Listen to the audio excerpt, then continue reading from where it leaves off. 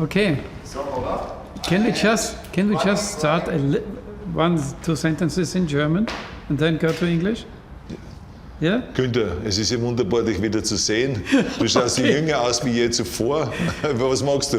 Ich glaube, das ist die Kombination Bodybuilding und das tägliche Laufen, was Ja, du magst. genau. Schwimmen, Boxen, Kickboxing. Nein, das weniger. Und das Piano, das Klavierspielen. Also das ist die Das Kombination. hält jung. Das hält Genau, jung. ja. Ja. Und wenn wir da jetzt im Büro von Arnold Schwarzenegger sitzen in der Früh, da hat er schon sein Fitnesstraining hinter sich. Was war es heute? Ich habe heute schon, wir gehen jeden Tag in der Früh um 6 Uhr zum Radfahren. Ich fahre ungefähr eine Stunde mit dem Rad und trainiere dann ungefähr 45 Minuten mit den Gewichten. Ich fahre dann runter zu Gold's Gym. Da habe ich ja vor fast 50 Jahren schon angefangen zu trainieren, wenn ich nach Amerika gekommen bin, 1968. Und da trainiere ich jetzt noch immer und dann ab und zu am Abend trainiere ich auch zu Hause. Also ich trainiere sehr gern zweimal am Tag. So in der Früh das Cardio-Training und das Gewichttraining, dann am Abend vielleicht noch ein bisschen Abdominals, Bauchmuskeltraining und Wadentraining und ein bisschen Streckübungen und so weiter. So, aber das hält dann jung, du weißt ja, das ganze Gewichttraining ist jetzt so akzeptiert worden, das ist so populär in der ganzen Welt, also dass jeder Athlet das macht, dass man besser wird in Sport, ist ganz egal, wofür Sport das ist, und auch, dass man gesund bleibt, dass man kräftig sich fühlt, dass man länger lebt und so, es wird für alles das verwendet. Ja. So, die ganze Welt trainiert jetzt damit Gewichte, so endlich ist es akzeptabel geworden, der Sport Bodybuilding. Ja, also beim Radfahren war ich einmal mit dir dabei. Warst du zufrieden mit meiner Leistung? Du, wenn ich an unsere Radtour denke, dann denke ich nicht so viel an deine Leistung, sondern wenn ich über unser Skilaufen denke, dann denke ich an deine Leistung. Weil du bist ja damals das erste Mal den steilen Hang runtergefahren. Also wo die Abfahrtsläufer runterfahren. Der Zielhang in der Planei. Also die Planei. Und das für mich war wirklich eine hervorragende Leistung, weil ich weiß, du hast da ein bisschen Angst gehabt von dem, weil du das noch nie gemacht hast. Es war auch an den Tag, wo es sehr eisig war und es sehr viel Moguls gegeben hat, oder Mugeln, oder wie man sagt im Deutschen. Ja, genau. Und das war sehr gefährlich. Aber du bist mir schon langsam nachgefahren und ich bin den Charlie K. nachgefahren und so sind wir jetzt langsam runter und du bist, ohne dass du gefallen bist runtergekommen und das war also wirklich eine hervorragende Leistung. Und du weißt, im Sport ist ja immer, hat so viel zu tun auch über Mut. Du hast den Mut gehabt, dass du runtergehst, jemand anderer hätte gesagt, nein, da geh ich nicht runter, das habe ich noch nie gemacht. Aber du bist runter und ich war wirklich, I was impressed. Jetzt aber, vielleicht sollten wir beim Interview doch ein bisschen ins Englische kommen, weil das die Sprache ist, die du also seit Jahrzehnten jetzt als dominante Sprache eigentlich hast. So many people think they cannot imagine, how was it possible for that guy from the little town Graz or Thal to have such a great and incredible career? Was it God-given? And what did you have to contribute? Well, I think that first of all, we have to give God a lot of credit, because I don't think we would be here doing this interview if it wouldn't be for God, right? So I think that God should get a lot of credit. I was blessed by God and a lot of things that I did in my life. I was blessed to be born with parents, with a mother that gave us so much love, and the father that gave us the discipline and the strict upbringing and all that brought structure into the whole life. But I think that we cannot just rely on God. We have to also do our own work. And I think the secret to success, it doesn't matter if you come from a little village in Thal or from a big town. There's one thing that you have to do, and that is you have to first of all work your ass off. And number two, you have to have a very clear vision of where you want to go. You have to be brave. You have to be tough. You have to have the discipline to follow through. And it is very important that you don't listen to the naysayers, because in every step of the way, when you make decisions like, I want to be a bodybuilding champion of the world, people say, this is impossible, this is an American sport, it's never going to happen. When you want to go to America, they say, what's the matter with you? Der fliegen da kann ich braten and Fegel bemund eine. It's not gonna, no one is going to wait there with open arms for you and blah, blah, blah, and the whole thing. So there was the naysayers there. When I wanted to be in the movies, they said, you have an accent, it's never going to happen. No one ever became a leading man when you have an accent. You have a huge body, you weigh 250 pounds, you look like a monster. That doesn't work when you work with a woman that maybe weighs 100 pounds, it's all off. Your name cannot really, Schnitzel, whatever it is, forget it, it's not going to happen. So the naysayers were always there, even in politics. When they ran for governor, they said, are you crazy? You're an actor. You're a businessman. You're not a politician. You should start to be a mayor first and maybe an assemblyman or senator, but not to be around for governor. So I never listened to the naysayers because I believed what Nelson Mandela said, that everything is always impossible until someone does it. Then all of a sudden say, oh yeah, that could be possible. So that's the way I felt. So that was a very important, in order to be successful, to not listen to the naysayers. And the other thing is Guenther, and you and I, we have talked about that in the past, whenever we meet privately and schmooze and run around in Graz. With Cosima. Exactly. So, we talked about this, that I'm a big believer in there is no such thing as a self-made man. Because so many times people say that you're a self-made man, you're the perfect example of the American dream and this and that. And these are all great compliments, but the reality is, as I always say, that you can call me anything you want. You can call me Arnie, Schwarzi, Governor, Schnitzel, whatever you want to call, but don't ever call me self-made man. Because I would not be here if I wouldn't have had parents that were dedicated and gave us the love and the affection and the discipline and all of the stuff right from the beginning. I wouldn't be here if I wouldn't have had the help from so many bodybuilders in Graz that helped me. Then all the way to Munich, Albert Bussek, then Joe Weider that brought me to America, who is the father of bodybuilding, who was the greatest, who created bodybuilding and all this phenomenon. He brought me to America and he gave me the confidence. He paid for the first apartment in Santa Monica. Without that, I wouldn't have made it. If I wouldn't have had the Dino De Laurentiis, on the beginning, who was one of the greatest producers of all time. He made over 500 movies, who came to me and said, I offer you Conan the Barbarian. Huge movie that was the breakthrough movie for my international career. If I wouldn't have had John Milius to direct it, or Jim Cameron to say to me that I want you for Terminator, or John McTiernan to do Predator, Ivan Reitman to give me a chance to go into comedy movies. So all of these people help. So how can I say that I'm a self-made man? Including when I was governor, when I became governor of the state of California, I had 5 million people voting for me. Every one of those people that voted for me helped me to become governor. How can I say that I made myself, right? So it would be nonsense, ludicrous. So this is why I say those are the things that I think were important for me to be successful. And like I said, it doesn't matter then from what village you come from anyway. You have to recognize that, and those are kind of the elements that make one successful. And you said very often, I want to give back something to America, the American state, just because I got so much from America. And I guess that you already started when you were a bodybuilder, a little bit with this giving back. Because Joe Weider, you already talked about him, this Papst, this bodybuildings. He recognized immediately this Arnold Schwarzenegger could be an icon for bodybuilding. So you really became an icon. And as an icon, you were able also to promote fitness. So bodybuilding is actually the top of a broad fitness movement all over the world. So that was also a little bit that what you could give back to people.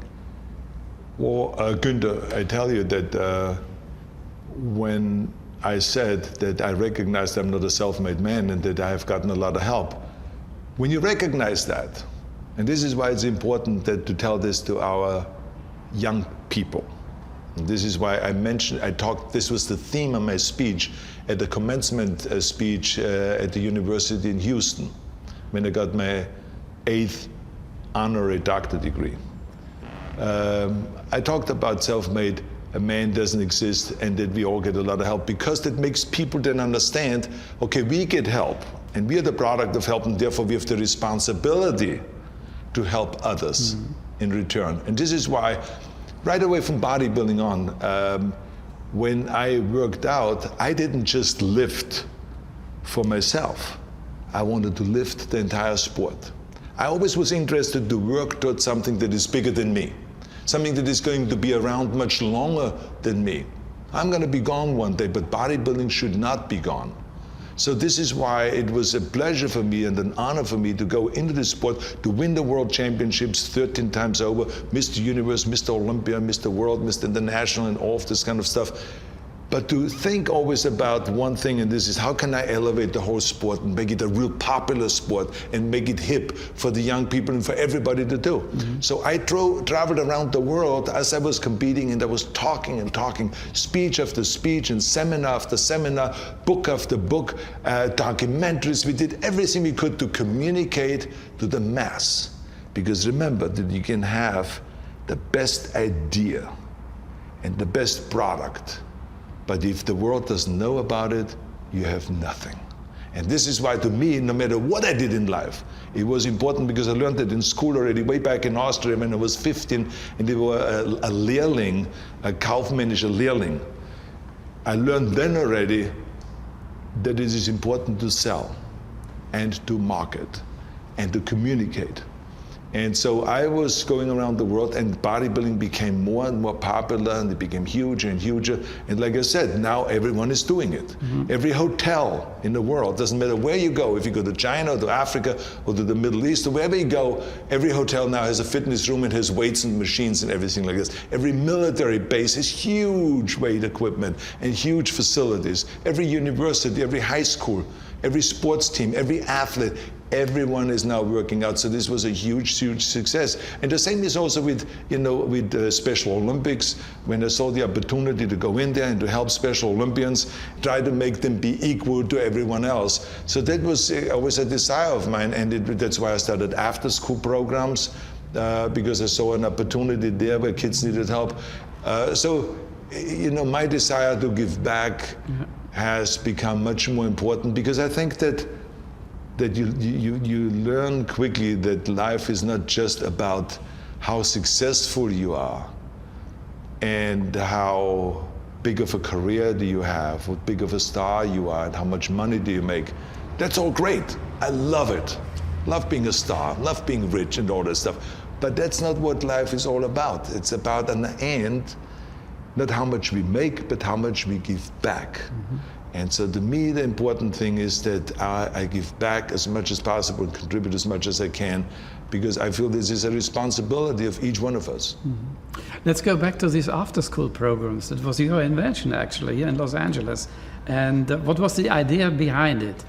When you and I grew up, it was normal that both of the parents were available, and that they, the mother usually made it her business to help you with the homework, or to pick you up from school, or to help you with your studying, and to make sure that you do your things, and then to play with you, and to be with you and supervise you during the day. And then in the evening, the father would be around, like with me. He would play soccer with us and go ice schießen, ice curling, and he would go sledding with us, and we have a good time. And he was being more in charge of discipline and sports and stuff like that. So, but there was someone there all day, from morning to night. Today, 50 years later, things have changed. Now, 70% of the kids come from homes where both of the parents are working. So that means there's no one home when they come home after school. You've seen the movie Home Alone. I mean, what was it in German? Kevin allein zu Hause. Exactly, yeah. So in any case, it was like, it was a disaster. The kid got into trouble and got involved in all kinds of things. He had fun. Kevin had fun. Yeah, he had fun, exactly. But this is what happens in the afternoon when kids are not supervised, when both of the parents are working, so the kids are now free. unsupervised, and they get into trouble. They don't have anyone there to do their homework with them, to study with them, to take them to do sports, to do fitness, to go into music, arts, or anything like that. There's no one there that hugs them, that says, we love you, you're terrific, you're going to be great. There's no one there, home alone. And so the kids a lot of times get then into trouble. And it costs our society a lot of money when kids, for instance, get into trouble in the afternoon between 3 and 6 o'clock, when they're unsupervised. Teenage pregnancy, juvenile crime, drugs, gangs, violence, all of the things that ruin their lives. A lot of times they go into jail. So this spirals downward, and you can't get out of that. And so it's a shame that kids that are not waking up in the morning and say, I want to be a troublemaker. Kids are not born and come out of the womb of the mother and say, I want to be bad. No, we as a society create a lot of times those problems. And then there's of course genetic problems and so on. But I mean, I think that we've seen now with the after-school programs that we've solved those problems to a great extent. Because now with the after-school programs, we have created, you have supervision from 3 to 6, 5 days a week while the parents are working. We do the homework assistance, we do the tutoring, we do the sports programs, the fitness programs, arts, music, and all of those things in the afternoon, and the kids get enriched. And they have supervision, adult supervision, so they don't go out and float around on the streets and get into trouble in the first place. So I've been involved with that. I've discovered that 25 years ago that there was a problem in that area. This was when I was chairman of the President's Council on Physical Fitness and Sports, when I traveled around America. And I saw the kids floating around alone, and then I realized that there were no parents there for them and so on. I said to myself, I don't want to be one of those guys that sits on a couch and watches TV and hears about the problems out there and then complain. This is terrible. They should do a better job. What is happening in America? People should get involved. What's the matter with the parents? Why can't they then take over responsibility of the kids? I don't want to be one of them, because that's what everyone else does, or a lot of people. I believe that do something about it. Never complain if you don't have a better solution, and go out and do something about it, because we all have the power to do something about it. So I started after-school programs. Now we are nationwide, and we are providing for hundreds of thousands of kids after-school programs. I have passed an initiative in California where we have $500 million more for after-school programs in California. So now every high school, I should say every elementary and middle school in California now has after-school programs. So the whole thing has been very successful. As a chairman of the President's Council on Fitness and Sports with President Bush, the elder one, you also tried to wake up all these couch potatoes. Was it a success? It was a success because President Bush was really into it. So he gave me the time and he gave me the space. So he said, whatever you want, we do. So when I used to visit him at Camp David and we hung out together, I said to him, I said, you know what I would like to do is what Kennedy used to do. He had football games and baseball games and sports events in front of the south lawn of the White House. Why don't we bring that back? And he says, I love it. So I went into the White House, met with all of the lawyers in the White House and with the heads of Park and Recreation and the Secret Service and all the different entities. And we pulled it together, and we organized with them together the event, the Great American Workout in front of the White House, at the south lawn of the White House. We did a story for Austrian television. That's right, yes. Yeah. And we did that every year, as long as Bush was president. And eventually I was also invited to go up to the Capitol and do the same thing at the Capitol. And it was, of course, very important to me to be as bipartisan as possible and not to look at party lines or anything like this, even though I was a Republican and Bush was a Republican. But we invited everybody to the White House, and we had all the different sports stations and all that stuff, and it was really huge. And then he was a big believer in my idea of going to travel all 50 states and to set up meetings with each one of the governors, and with each one of the healthcare providers and leaders, and with the heads of education and the heads of schools and everybody. And we had our summit in each one of the states to provide more fitness programs and to coordinate the fitness program with the Department of Agriculture that normally don't communicate, and with the Department of Health. Because it had to do with health, it had to do with food in the schools, it had to do with fitness and physical education and all those things. So we brought everyone together, and each one of the states, it was very, very successful. He was very proud of me, President Bush. And it was a way for me, again, to promote the idea of health and fitness, as we talked about earlier, to make that more popular and to turn people from couch potatoes into living machines, and to train and to exercise and to feel fit. So let's go back to when you ran for governor of California. Your idea was just to find a new political way. And one sign of your political work was to do a bipartisan policy. So not just to one part and the other one, the party is bad, but you really wanted to find a solution which was acceptable for both parties, Democrats and the Republicans. What was the biggest obstacle to realize this kind of policy? Well, you have to understand that I just felt that California, and the reason why people voted for me was because Democrats and Republicans could not get along in California. And they couldn't get anything done when you don't get along. Each party was out there to derail the other party. And the people were kind of left behind. Nothing was done really for the people. And the state of California went down. And so they had a recall election where they recalled literally the governor. This was the first time in the history of California that a governor was recalled. Yeah. And so I said to myself, I am angry. I'm mad as hell of what they have done to this great state. And so I jumped into the race. Because again, with the whole idea, don't complain about it, do something about it.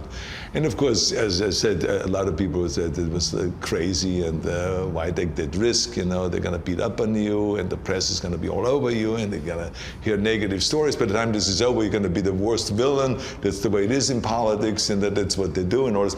But I wasn't scared of it because as I always said, and we talked about it many times, I'm not afraid of failure. Because I think those people that are afraid of failure are frozen and they're afraid to make a move.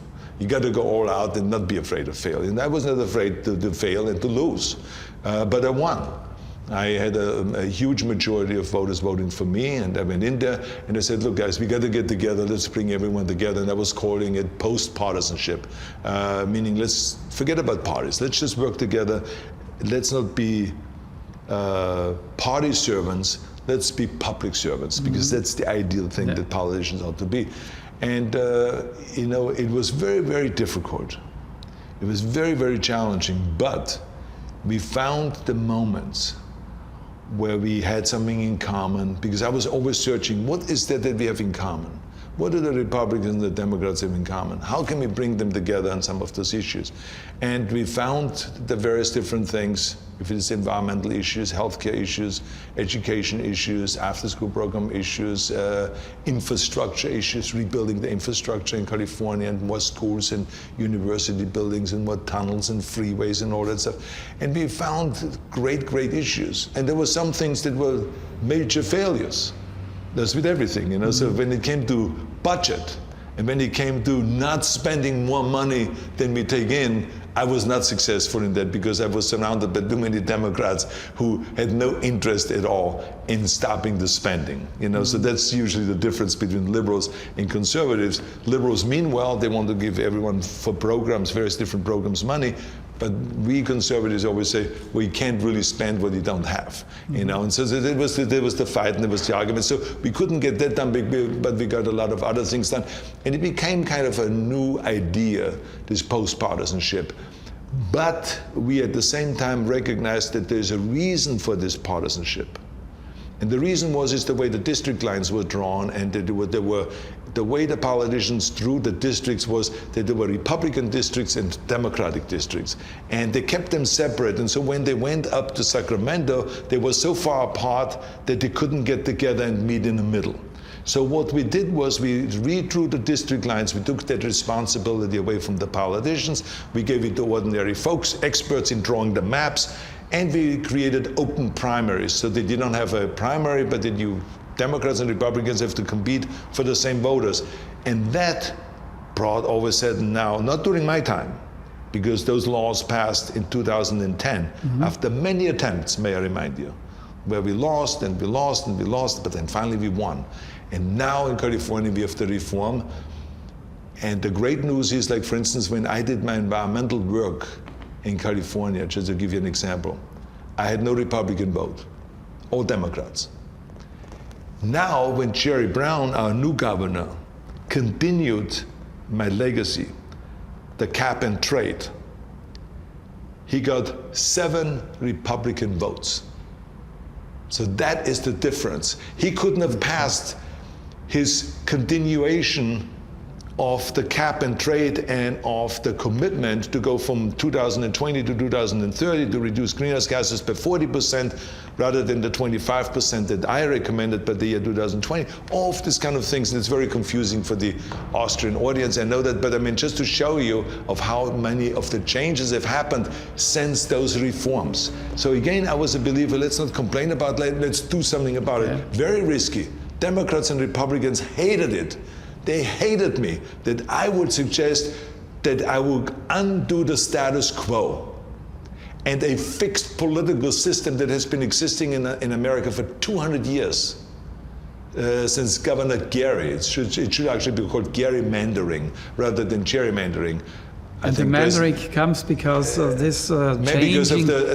Because it's like a salamander. The way it was drawn was like a salamander. Right, so it was the last part of the word salamander. Exactly. Gerrymandering. So that was the idea, because it's ludicrous drawing of district lines. So we fixed it, and now we see the Democrats, all of a sudden the Republicans that normally never vote for the Chamber of Commerce, I should say Democrats that normally never vote for the Chamber of Commerce, now 90% of the time vote for the Chamber of Commerce's ideas how to change certain laws. So this is how things have changed. So we have come together, and it is now something that we are trying to do nationwide, because states are always the laboratory. When the state does something great, then the rest of the country copies it. So we now are on a movement nationwide, because people now pay attention because of the Trump election. So people now pay serious attention to that, of how do we fix our political system so we don't have people be so angry and so disappointed that they're going to vote then for anybody that is an outsider and ended up with Trump. So that is why they started rattling kind of the cage now, and people are getting more and more serious about this subject. What do you think would be the way out of that critical situation of the federal politics in the United States of America now? Because it seems as if the country would really be split in 2 parts. Look, I mean, as you know, the people a lot of times create more drama than there is. So the reality of it is, it's not good, the situation we're in now, the partisanship that's going on Capitol Hill, the working relationship between the White House and the Capitol. They haven't gotten anything done yet. It's 6 months since Trump was elected. So I think that it is a situation that we have to get out of, but people forget that we were in much deeper trouble in the past in the United States. If you talk about the Civil War that we have had here, if you talk about Watergate, the huge scandal that we've gone through for 2 years of Watergate hearings, the president had to resign. When you talk about the 60s and you talk about the huge protests, the civil rights protests, where there were blacks just totally feel left behind, and huge violence. Police beating up on them left and right, and it was like the end of America was coming. At the same time, we had the Vietnam War, where we just had just a disastrous result after Korea, having lost the Korean War, then having lost the Vietnam War, and all this stuff. I mean, really, America has gone through some unbelievable beatings, and America always comes out stronger on the end, because it's a very resilient country, and it's a very diversified country, and people in the end always come together as Americans. That flag, that red, white, and blue flag, is very powerful, and it will always stand there, and it will be always much bigger than those various different people that are sometimes derailing the political system or not working in the best interest of the people and so on. So again, I think the more people are involved today, and the more they will look at the performance, and then they can answer. Remember, in another year from now, we have another election coming up, 2018, where they can then say, do we really want to have a majority in the Congress and a majority in the Senate, that the Republicans, should we send a signal to the president like they did with Clinton? And Clinton, and it came in 1992, the House that was Democratic, the Senate was Democratic, and the White House was Democratic, but they didn't perform well. Horrible. And so 2 years later, Republicans won everything, and they took over. And so Clinton then had to work together with the Republicans, and that's how the great performance came out. That's why Clinton became a great president, because he realized that the action is in the middle. There's the sweet spot. It's like in golf, you know, they always talk about the sweet spot, how you hit the ball. In tennis, it's the sweet spot. It's the same thing as in skiing, you know, the follow-through and your turns and everything like that. So it's the same as in politics, and you have to find that sweet spot. And President Eisenhower, I think, said it best when he said that politics is like the road. The left and the right is the gutter, and the center is drivable. And this is exactly the way I feel, and I was always very adamant that's the direction we have to go. And so I think that America will correct itself. Do you try to convince Mr. Trump of your ideas? I've had conversations with Trump before he was sworn in and before he was elected, because we have had a great friendship over the last, I would say, 3 decades. But you know, when it comes to this particular election, I couldn't support him because, as I explained to him, his environmental stance not believing in renewable energy, not believing that there's a problem with climate change, with him believing that he should bring back coal and go to the past rather than to the future. All of those kind of things I couldn't agree with, and so you know, he knows that I was not with him on that one. So is he advice resisting? He takes advice. I think that everyone says that he takes advice. If he then acts accordingly to the advice is something else. But I mean, when you tell him, you know, ideas and share with him ideas, he sounds to be and seems to be very interested.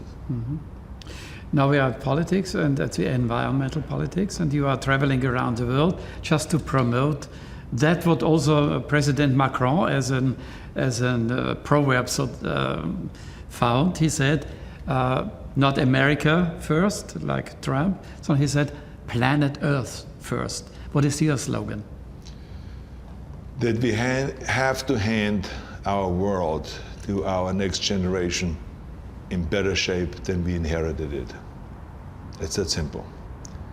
We have to pass it on to our next generation, a world that is more peaceful and a world that is cleaner. And I think that so far we have been doing a horrible job in this last 100 years of how much pollution we've created. It's created the Industrial Revolution and all that, and it was booming, and we were having huge factories and the car manufacturing, everything. It was like, it was fantastic, but we realize now that getting the energy from fossil fuels has created a big problem with, just like the ozone layer used to have, create a big problem. And then they created a cap and trade, and President Reagan was really getting involved in solving that problem with the rest of the world.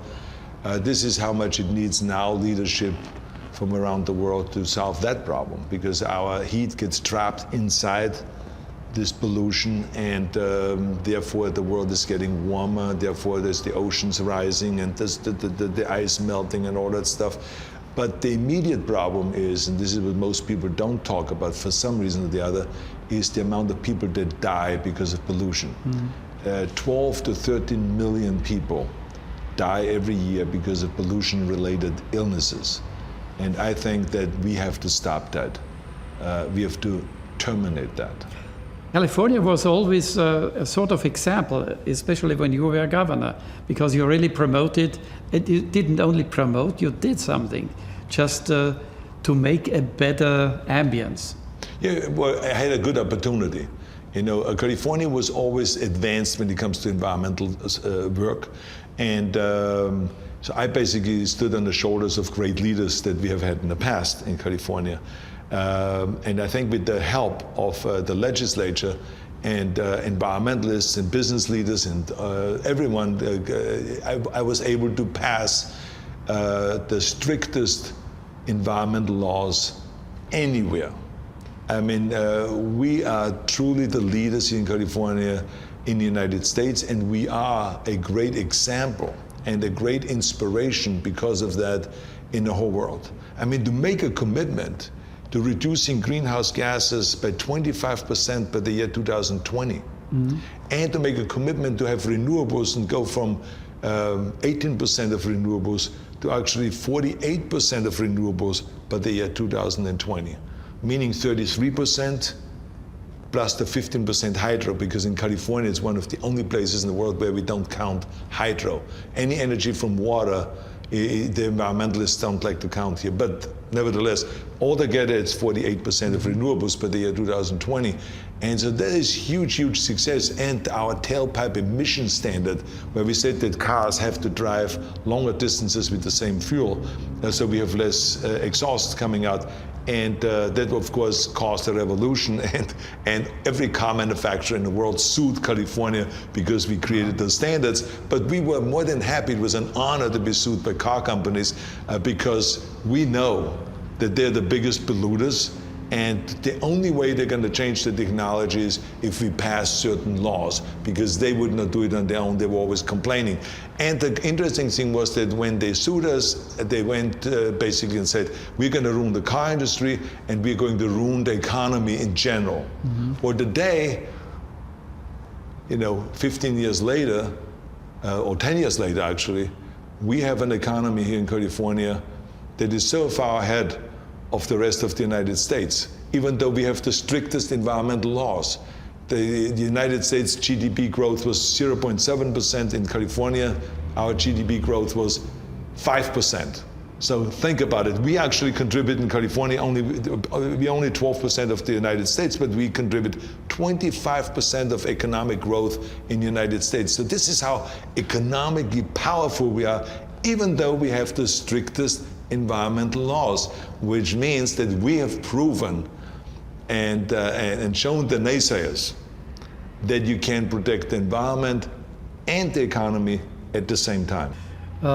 Now to one thing which is really a heartfelt ambition of you. This is supporting people who are disadvantaged, who have handicaps, like Special Olympics athletes. And what could you really reach in this regard and with all your activities? And what do we have to do to realize inclusion, or at least integration? Well, as I said earlier, I think we have the responsibility to really fight always for those that are disadvantaged. And when you talk specifically about Special Olympics, it's something that I've been involved with since the late 70s. And I feel that, there is a certain prejudice there towards people that are intellectually challenged. And I think that's why there is a movement worldwide to change that. And there are certain countries that still are way behind, and there are certain countries that are way in front and doing a fantastic job. I think America is doing a great job with that, for instance. Austria, I'm extremely proud of Austria, of number one, the organizational ability to organize the Winter Olympics over there between Schladming, Ramsau, and Graz that were a model for the rest of the world. The way we treated the athletes over there was like a jewel. The way the public sector and the private sector and the non-profit sector all came together and helped, how the locals opened up their homes towards people from around the world. It was really spectacular. And also the way the media has covered it was extraordinary. And the way you covered it, and I know that you've been involved in that now for many, many years and decades. As a matter of fact, we pretty much started together with the whole Special Olympics in Austria when they didn't even have Special Olympics in Austria yet. We talked about how do we create that, and luckily we had a great man, Mayor Kröll, that jumped into the leadership and started rallying everyone together, all the athletes, the skiers and the summer athletes and Olympians and all that, and the private sector and companies and the federal government and state government and city government. Now everyone worked together. So I think if we continue doing that, because the only way we're going to go and slowly reduce that problem is by talking about that subject as many times as possible, covering it through the media as many times as possible, having organizations, sports events and stuff like that where we put the spotlight on it, and also when a politician, doesn't matter if it's in Austria or anywhere else in the world, when they talk about that my goal is to reduce unemployment, or my goal is to increase employment, they should immediately tag on and say, and I'm not only talking about the fittest and the smartest, I'm talking about employment for everybody. I want the Special Olympian, the person that is intellectually challenged, also have an opportunity to get a great job of whatever his ability is. We're not talking about he should be a brain surgeon or so. We talk about what his ability is. I had a guy working for me in Sacramento, for instance, a Special Olympian, who did a much better job in a job that he had than anyone else has done in the past. That's how good he was. His responsibility was to sort out mail. And he was an expert in reading the labels and what it is and what department it came from and all this. That was his specialty. Right. And there was not ever a mistake with the mail that came into our office, or that went to the Senate leader's office, or that went to the Assembly leader's office, or anything like that. So this kid was fantastic. So he's still the day there and has the same job. There will be no one ever taking his job away because he's that good. So why not let these people be also, letting them also have the feeling like, I'm part of the mix. I'm going to go after a job, and there is an opportunity for that. And so we have to give them an opportunity where they have equal rights of housing, so they can live anywhere they want, so they have health care and health insurance. They have the same opportunities for sports and for fitness programs. They can join any club and all of this. But those things are not happening from one day to the next. This is tedious work, but it's again one of those things that when I say to people, don't ever ask, what can I do to give something back? I have nothing to offer. I'm a poor person. No. It has nothing to do with how poor you are. You can go out and help a Special Olympian or someone that is intellectually challenged to get better in reading, to get better in writing, to go and find maybe a job for them, to give them courage, to hang out with them. A lot of times they're excluded. When, kids get together, 10 kids, to go to a football game. Well, there's nothing wrong with taking 2 or 3 of those kids with them to the football game. It just takes a little effort, but it's easy to do, to buy them a ticket, to take them to the football game so they feel included. So those are the kind of things that we all can do. And I have been, a big advocate of that, and I've been the international trainer for Special Olympics, and I've had a great time, got a lot of joy out of them, and I learned a lot from them. I think I maybe learned more from them than they learned from me. One big part, very important part of your life is doing movies, starring in movies. You had, how many movies did you do? I don't know, but I mean, definitely anywhere between 35 and 40 movies. Was that your real fulfillment to do this work? I love, making films. But I think that when I was governor, there were times when I missed doing films, and now since I'm doing films again, I miss sometimes the governor's job. The governor's work, especially when there's interesting legislation that is being created and certain problems being solved. But I think that's normal that we do that. But I have a great time filming. We are now preparing for the sequel to Twins, which is called Triplets, and with Eddie Murphy and with Danny DeVito and myself. I think we probably will start shooting end of the year. Okay. Then beginning of next year, we're going to start shooting Terminator 6, which now is being developed by James Cameron, the story, and with his co-writers, going to create a great story. So this is going to be a really terrific movie that I like to be, of course, involved with. And I already heard just the other day about the storyline and about my part in the movie and all that stuff. So I'm very excited about that. So the movie business continues. I am very enthusiastic. I enjoy as much making movies as I did 40 years ago. I love it. And in general, I would say I love that whole combination of sometimes doing movies and sometimes being involved in all the other stuff, doing speeches and the environmental stuff and after-school program stuff and all that. So it's a fun combination of things. You told me that you met Jim Cameron a few days ago, and you were talking about that Terminator already was using some technology at that time when it was somewhere far away in the future. Now it's reality. Well, that's the interesting thing about when you watch a smart science fiction movie, because now science what used to be science fiction is now science present. All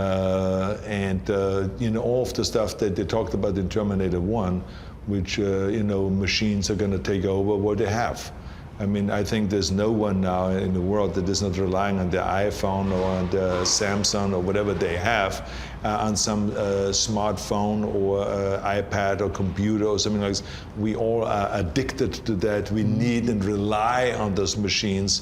And it is really a question now about at what point will machines become self-aware, like in Terminator, where the machines actually started thinking for themselves. So I mean, it's all of those things that become a reality. So it's really scary if you think about it, but it just shows you at the same time of how smart James Cameron is. I mean, he used to read one book a day. One science fiction book a day. So that's why he knows everything about science fiction. And he, of course, he loves the whole idea of having a painting a technologically advanced world, a futuristic world, where then things go south, where things go in disarray and they become a disaster, where the technology takes over or some evil man comes in and takes over. The thing is like the James Bond movies or Batman and Robin and all those movies go in the same direction. Something happens, some futuristic thing, and then someone is taking advantage of it and is misusing it. And so this was the premise of all of the science fiction movies. Let's use at the end of our long talk, thank you so much for that. Let's go back to German. Stay Hungry war der Titel eines deiner Filme. Das heißt, ich nehme an, wie fühlst du dich jetzt zu deinem 70. Geburtstag? Weiterhin hungrig, weiterhin Power. Was sind deine Pläne? Wir haben ja einen Song in Deutschland, das heißt, wir rasted, roasted. Und in Englisch sagt man, you use it or you lose it. Aber wie gesagt, es ist wichtig, dass man immer aktiv bleibt und hungrig bleibt. Aber zur gleichen Zeit ist es auch wichtig, dass man sagt, I'll be back. Und warum? Weil nämlich Leben nicht nur Victories sind, nicht nur Erfolge sind, wo man gewinnt und so weiter. Leben ist auch Verluste, dass man ab und zu fällt und man kann was nicht erreichen. Und das Wichtigste ist, dass wenn das passiert, dass man dann sofort wieder aufsteht und weiterkämpft. Ich habe jetzt mit 70, wenn ich so denke, I'm lucky. Also, dass ich so eine wunderbare Karriere habe, dass ich erfolgreich bin finanziell, dass ich so viel Geld gemacht habe, die ganzen Bodybuilding-Meisterschaften gewonnen habe, so viele herrliche Freunde habe. Ich reise noch immer herum in der ganzen Welt und lerne interessante Menschen kennen. Ich arbeite noch immer jeden Tag 10, 12 Stunden täglich, reise noch immer sehr viel herum. Ich habe auch sehr gern, dass ich mit dem ganzen Environmental-Sache da verbunden bin und kämpfe gegen Umweltverschmutzung und dass ich auch so eine herrliche Familie habe. Weißt du, es ist sehr wichtig, dass du erfolgreich bist im Geschäft und in deiner Karriere und so weiter, aber es ist auch wichtig, dass man Erfolg hat im privaten Leben. Und ich habe glücklicherweise sehr hervorragende Kinder und die haben eine wirklich fantastische Mutter, die wirklich immer gut war mit dem ganzen Erziehung und den ganzen Sachen und ein guter Partner war. Und es hat wirklich, ich muss wirklich sagen, ich habe sehr viel Glück mit dem Ganzen und ich würde mein Leben mit niemandem austauschen. Das kann ich dir sagen. Vielen herzlichen Dank für dieses ausführliche Gespräch, das zwar natürlich auch nur einen Teil deines unerhört abenteuerreichen Lebens zeigen konnte, das uns aber doch ein bisschen gezeigt hat, wer dieser Arnold Schwarzenegger ist. Danke. Vielen herzlichen Dank. Nichts zu danken.